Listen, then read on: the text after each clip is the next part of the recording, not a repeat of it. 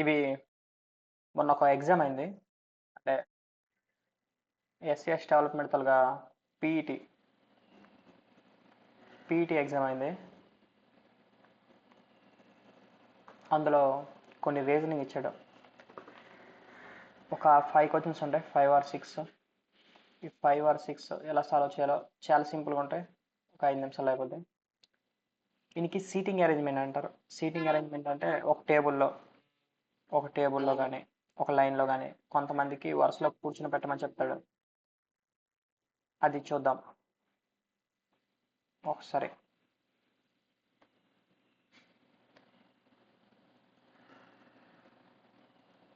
ఇప్పుడు ఎగ్జాంపుల్కి 6 people ఇక్కడ ఇచ్చాడు. 6 people are sitting in a circular table facing outward. ఇది చాలా ఇంపార్టెంట్. అంటే 6 people ఉన్నారు, 6 persons, 1 2 3 4 5 6. ఇది ఒక టేబుల్. ఇది టేబుల్కి 6 people కూర్చున్నారు. ఫేసింగ్ అవుట్వర్డ్స్ అంటే ఏంటి? బయట దుక్కు చూస్తున్నారు వాళ్ళందరూ కూడా. కొన్నిసార్లు ఇన్సైడ్ ఇస్తే లోపల దుక్కు చూసినట్టు, ఫేసింగ్ అవుట్ సైడ్ ఇస్తే బయట సైడ్ చూసినట్టు. ఇప్పుడు 6 people ఉన్నారు. ఇక్కడ ఏంటంటే ఇప్పుడు బయటికి మనం చూస్తున్నప్పుడు ఇక్కడ మనం కూర్చున్నట్టు మనం ఊహించుకోవాలి. ఇక్కడ కూర్చున్నట్టు ఊహించుకుంటే మనకి ఇది లెఫ్ట్ అవుద్ది, ఇది రైట్ అవుద్ది. ఏది లెఫ్ట్ ఏది రైట్, ఒకవేళ మనము లోపల కూర్చుంటే మనకి ఏది లెఫ్ట్ అవుద్ది అంటే అప్పుడు మనం చూసుకోవాలి. ఏది లెఫ్ట్ అవుద్ది? ఇది లెఫ్ట్ అవుద్ది, మనకి ఇది రైట్ అవుద్ది. అంటే మనం ముందు దానికి రివర్స్ అవుద్ది. కానీ మనం ఇటువైపు ముందు చూస్తే ఎట్ అవుద్ది? ఇది రైట్ అవుద్ది, ఇది లెఫ్ట్ అవుద్ది. కాబట్టి మనం ఇలా చూసాం కాబట్టి అంటే మనం ముందు పొజిషన్లో ఉన్నాము కాబట్టి ఇది రైట్ అవుద్ది, ఇది లెఫ్ట్ అవుద్ది. అదే కనుక ఈ పొజిషన్కి ఏంటంటే ఇది రైట్ అవుద్ది, ఇది రైట్ అవుద్ది, ఇది లెఫ్ట్ అవుద్ది. అంటే మనం ఆ పొజిషన్లో కూర్చున్నట్టు మనం ఊహించుకోవడమే. పీక్యూ ఎవరా 6 people అంటే PQRSTU. P is facing immediate left అంటే పీకి పక్కనే. పీ ఎక్కడ ఉంది? పీ ఎక్కడ ఉంది? పీ ఈజ్ సిట్టింగ్ అంటే పీ ఎక్కడ ఉందంటే ఇమీడియట్ లెఫ్ట్ ఆఫ్ ఆర్కి కరెక్ట్గా ఇమీడియట్ అంటే పక్కనే లెఫ్ట్లో ఉందన్నమాట. అంటే మనం ఎక్కడైనా తీసుకోవచ్చు ఆర్. ఇప్పుడు ఎగ్జాంపుల్ ఆర్ ఎక్కడ తీసుకున్నాను అనుకో, ఆర్కి లెఫ్ట్ ఎయిట్ అవుద్ది, ఇది అవుద్ది. అంటే ఇమీడియట్ లెఫ్ట్లో ఎయిట్ ఉన్నట్టు, పీ ఉన్నట్టు. ఇప్పుడు ఇంకోటి ఏంటి? ఇట్లా అయిపోయింది. అండ్ మరియు ఇచ్చాడు. అండ్ ఇస్తే మళ్ళీ ముందు నుంచి చదవాలి. P is immediate left of R ఇచ్చాడు కదా, ఈ చదవకూడదు అప్పుడు. అండ్ ఉంటే P is sitting immediate to the right of U. P అంది యూకి రైట్లో ఉన్నట్టు అనమాట. అంటే ఏంటంటే ఎండ్ ఇచ్చాడు కాబట్టి ఎండ్ అంతా 2 సెంటెన్స్లు ఉన్నాయి. ఇక్కడి నుంచి ఇదొక సెంటెన్స్, మళ్ళీ ఇక్కడి నుంచి చదువుకొని ఇదొక సెంటెన్స్. అంటే లైక్ ఏంటంటే చెప్తే అర్థమవుద్ది. ఇప్పుడు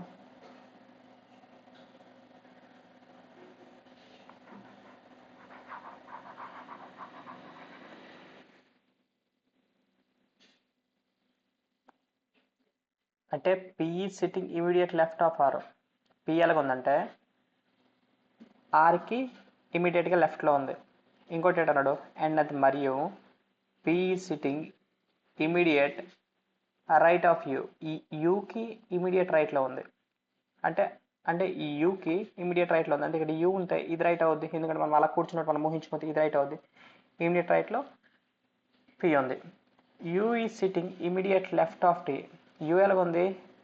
టీకి ఇమీడియట్ లెఫ్ట్లో ఉంది. టీ ఇది అనుకుంటే టీకి ఇమీడియట్ లెఫ్ట్ అంతే, ఇదే సరిపోద్ది. కాబట్టి టీకి ఇమీడియట్ లెఫ్ట్లో యూ ఉంది. S is sitting immediate left of T. టీకి ఇమీడియట్ లెఫ్ట్లో ఏంటి ఉందంటే ఎస్ ఉంది. అంటే ఒక పర్సన్ మిగిలాడు. ఏ పర్సన్ మిగిలాడు? PQRS. క్యూ మిస్ అయింది. క్యూ ఇది అయిపోయింది అంతే. Who is sitting between Q and P. క్యూకి పీకి ఎవరు ఉన్నారు? ఆర్ ఉంది. ఎలా చూడమంటాడు? From the right of P. పీకి రైట్ నుంచి చూసిన ఒక్క పర్సన్ ఉన్నాడు కాబట్టి ఇక్కడ ఆర్ అవుద్ది. మన ఆన్సర్ ఏమవుద్దంటే ఆర్. 3 ఆప్షన్ అవుద్ది. ఒకసారి అర్థం కాకపోతే మళ్ళీ చూసుకోవాలి. ఇక్కడ మనం ఏం గుర్తుంచుకోవాలంటే పీ ఈజ్ అంటే పీ ఎక్కడ ఉంది? Immediate left of R. అంటే ఆర్కి లెఫ్ట్లో ఉన్నట్టు మనం రివర్స్లో చూడాలి. ఆర్కి లెఫ్ట్లో పీ ఉన్నట్టు.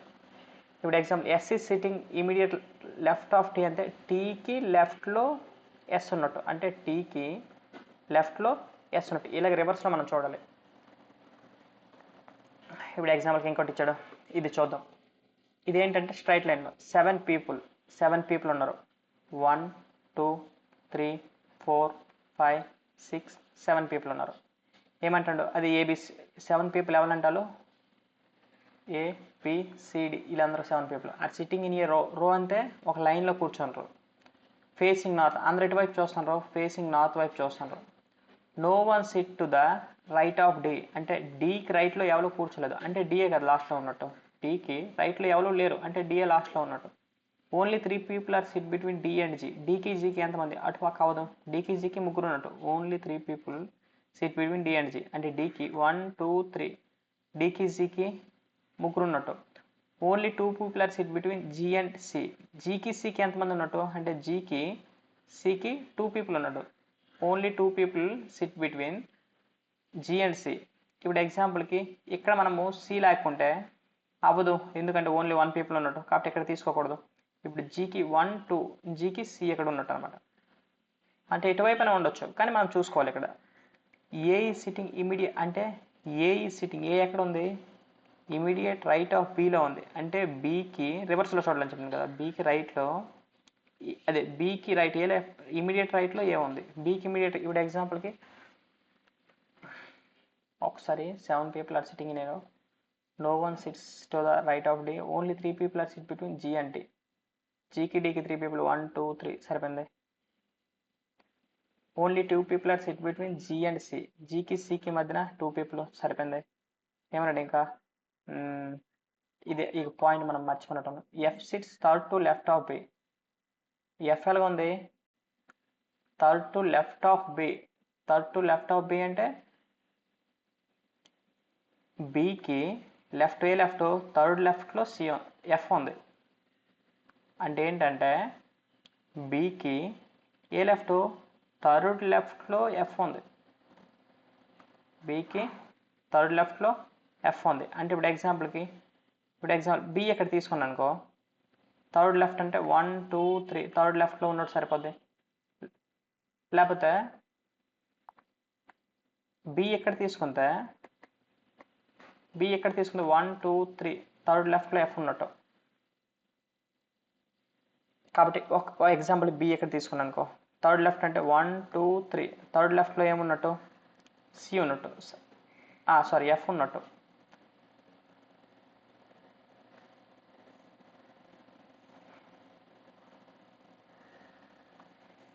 బీకి అంటే బీకి లెఫ్ట్, ఏ లెఫ్ట్, థర్డ్ లెఫ్ట్లో ఎఫ్ ఉంది.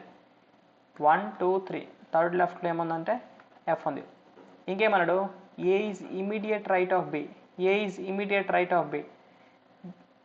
బీకి రైట్లో ఏముంది, ఏ ఉంది, అంటే బీకి రైట్లో మరి స్పేస్ లేదు కాబట్టి మనం బి ఎక్కడ తీసుకోకూడదు, మళ్ళీ తప్పు అయిపోయింది. మళ్ళీ మనం ముందుకు వెళ్ళాలి. ఏం తీసుకోవాలంటే ఇక్కడ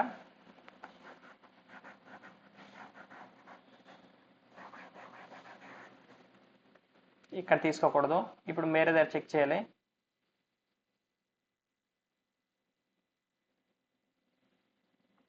ఇప్పుడు ఎగ్జాంపుల్కి బి ఎక్కడ తీసుకుంటే ఎఫ్ కూడా జరపాలి.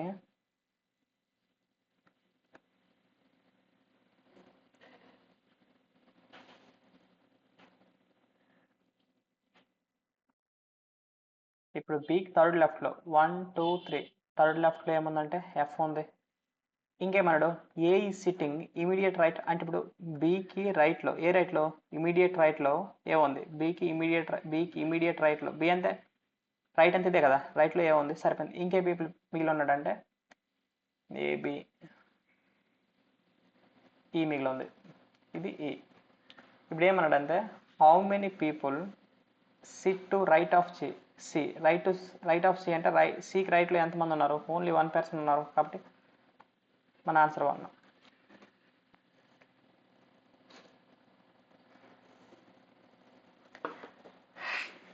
ఇది కొంచెం జాగ్రత్తగా చూడాలి.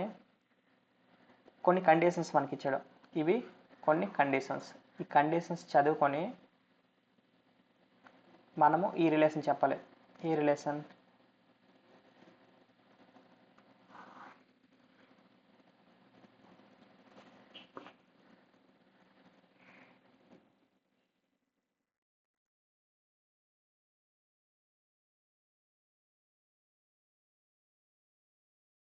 ఇప్పుడు ఎగ్జాంపుల్కి ఏమన్నాడు ఇక్కడ how is S related to you అంటే how is S related to you అంటే ఇప్పుడు ఏంటంటే ఇప్పుడు ఎగ్జాంపుల్కి రివర్స్ చూడాలి అంటే యూకి ఎస్ ఏమవుద్దో చూడాలి ఇక్కడ బ్లడ్ రిలేషన్స్లో.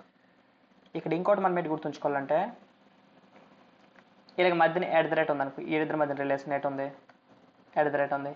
ఈ ఎట్ ద రేట్ ఉంది తర్వాత మీరు చెప్పాలా ఫస్ట్ ఉన్నాడు ఫాదర్ అట ఏనికి బీకి, ఇక్కడ ఫస్ట్ ఉన్నాడు ఫాదర్ అంటే ఇక్కడ మనం ఏంటి చూసుకోవాలంటే ఫస్ట్ ఉన్నోడి ఫాదర్, ఫస్ట్ ఉన్నోడి వైఫ్, ఫస్ట్ ఉన్న అమ్మాయి సిస్టర్, ఫస్ట్ ఉన్నోడి సన్ అంటే ఇక్కడ ఫస్ట్ ఉన్నోడి మనం చూసుకోవాలి. కాబట్టి ఇక్కడ ఏంటంటే ఇక్కడ ఎట్ ద రేట్ అంత అర్థం పెట్టి ఇద్దరి మధ్యన ఎట్ ద రేట్ ఉంది అంటే ఎట్ ద రేట్ అంత అర్థం పెట్టి ఫాదర్ అని. ఎవరు ఫాదర్? ఫస్ట్ ఉన్నాడు ఫాదర్ అంటే ఎస్ అంది ఫాదర్ అనమాట. మన ఫాదర్కి ఇలా చూపిస్తామో మదర్ అయితే ఇలా చూపిస్తాము, కానీ ఇక్కడ ఫాదర్ కాబట్టి ఫాదర్కి ఇలాగా మదర్కి ఇలాగా. అంటే ఫాదర్కి మనం ఎలా చూపిస్తామంటే ఇలా చూపిస్తాం బాక్స్లో, మదర్కి ఈ విధంగా చూపిస్తాం. ఇక్కడ ఎస్ అండ్ ఫాదర్ ఎవరికి ఫాదరు? ఎమ్మకి ఫాదరు. ఎమ్ ఏంటో మనకు తెలీదు. అంటే ఇక్కడ ఇంకోటి ఏంటంటే తర్వాత ఏముంది ఎంకి వికి ఎంకి హెచ్కి మధ్యనట్టు ఉంది ఐఫోన్ ఉంది. ఐఫోన్ అంత అర్థం ఏంటి? వైఫ్. అంటే ఏ వైఫ్? ఫస్ట్ ఉన్న వైఫ్ అంటే ఇది ఎం అంది వైఫ్. ఎవరికి వైఫ్? హెచ్కి వైఫ్. అంటే హెచ్ ఆటోమేటిక్గా ఏమవుతాడు? హస్బెండ్ అవుతాడు. మనం హస్బెండ్ వైఫ్ రిలేషన్స్కి ఈ విధంగా, హస్బెండ్ వైఫ్ రిలేషన్స్కి ఈ విధంగా. అదే కనుక బ్రదరు సిస్టర్కి ఐఫోన్ చూపిస్తాం మనము. ఇప్పుడు ఏమన్నాడు అంటే హెచ్కి వైకి ఇది అయిపోయింది. హెచ్కి వైకి ఏముంది? ఎట్ ద రేట్ ఉంది. ఇక్కడ మనం చూసుకుంటే సన్ అవుతాడు. ఏ సన్ అవుతాడు? ముందున్న పర్సన్. ఏ పర్సన్? హెచ్ అంది. హెచ్ అని సన్ అవుతాడు.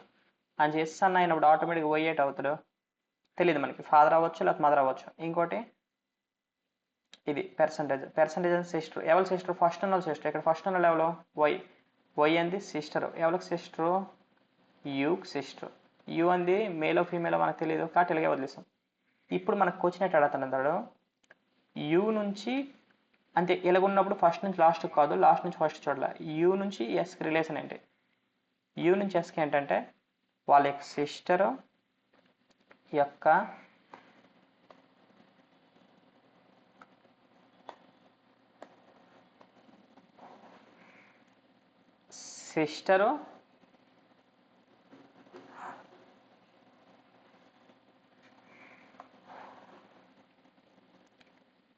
సిస్టరు యొక్క సన్ యొక్క వైఫ్ యొక్క అంటే ఇక్కడ సిస్టర్ యొక్క సన్ యొక్క వైఫ్ అంటే సిస్టర్ యొక్క సన్ యొక్క వైఫ్ యొక్క ఫాదర్ సర్వెంచుడు ఇక్కడ రిలేషన్. కాబట్టి ఆన్సర్ ఏంటి అవుద్దంటే ఇది అవుద్ది. ఇలా చేయాలన్నమాట. నెక్స్ట్ ఇది చాలా చాలా సింపుల్, ఇందులో ఏముండదు. ఇన్ నుంచి ఇది వచ్చింది,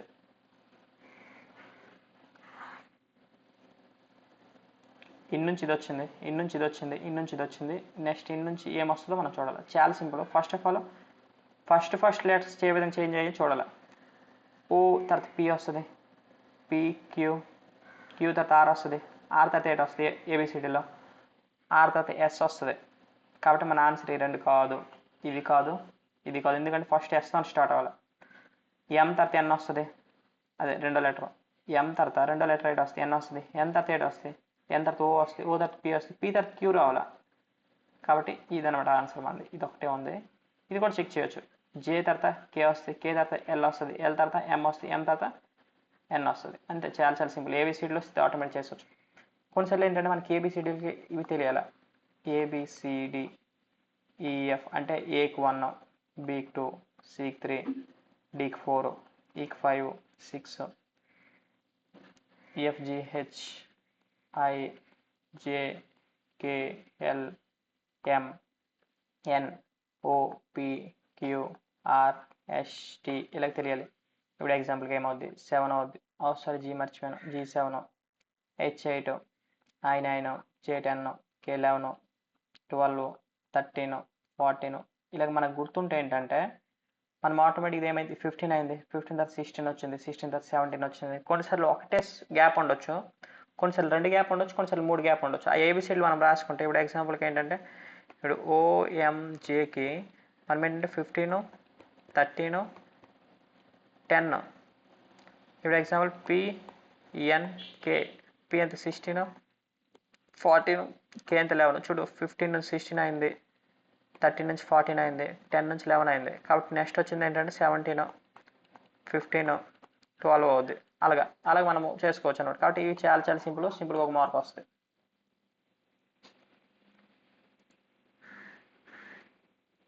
ఇక్కడ ఏమన్నాడంటే, ఇక్కడ ఏదో ఇచ్చాడు 5,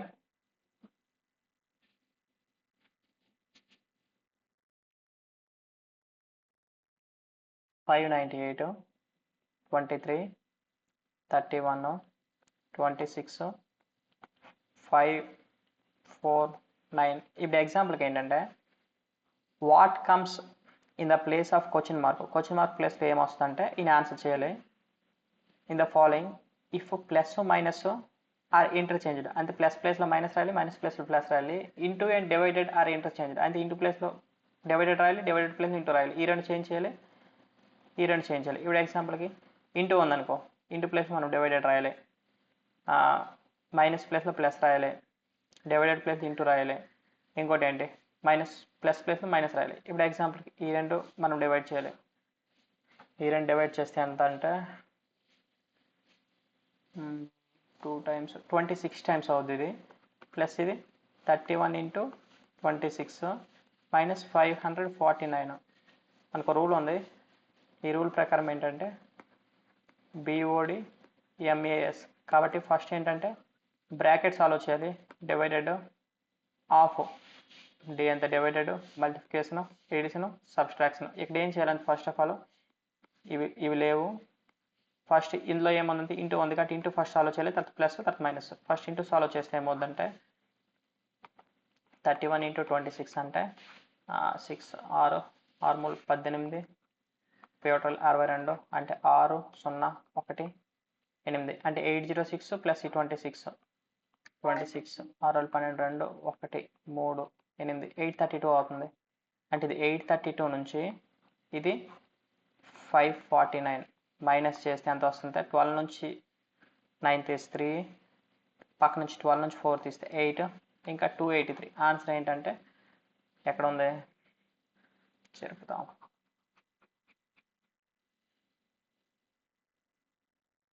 ఇది 283 ఆన్సర్. అర్థమైంది అనుకుంటా చెప్పింది. అంతే, ఏం లేదు. పక్కా ఇవి అంటే మన SC/ST డెవలప్మెంట్ సేవకులు మినిమం ఒక 5 to 6 మార్క్స్ దాకా రీజనింగ్ వస్తుంది. ఇది కూడా చాలా సింపుల్గా ఉంటుంది. ఏం కష్టం ఏమి ఉండదు. 1-2 వీడియోస్ మనం చూసి మనకు సింపుల్గా అర్థమైపోద్ది.